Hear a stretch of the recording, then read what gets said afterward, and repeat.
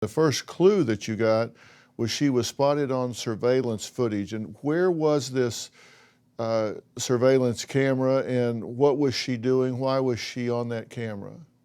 She actually was at a Chevron just right down the street from her apartment, and she looked like she was ready to go home. Her brother told us her phone was dying, and she didn't buy anything else in the store, and we know if she would have been planning on staying out, she would have bought a charger.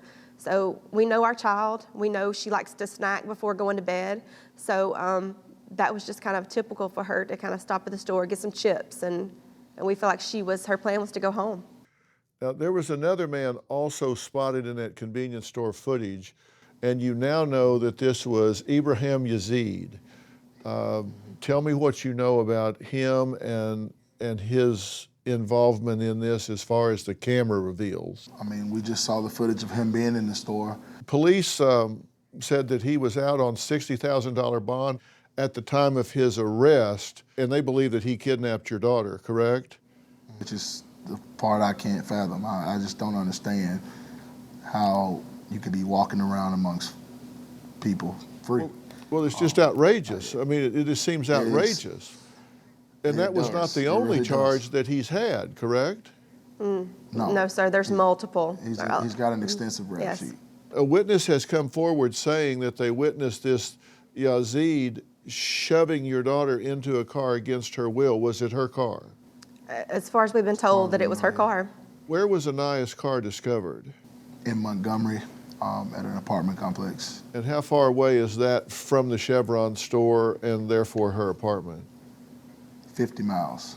What was the significance of that apartment complex? Do you know who lived there?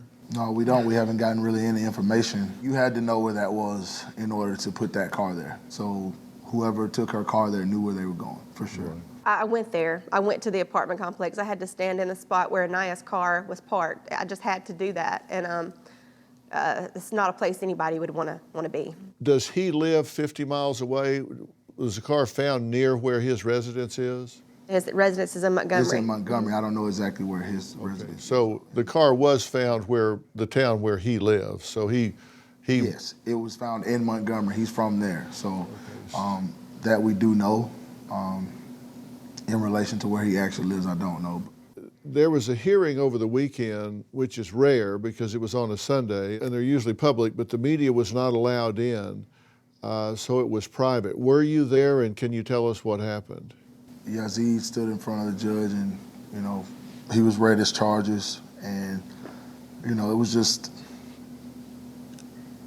him trying to be pitiful to gain a plea from the judge, but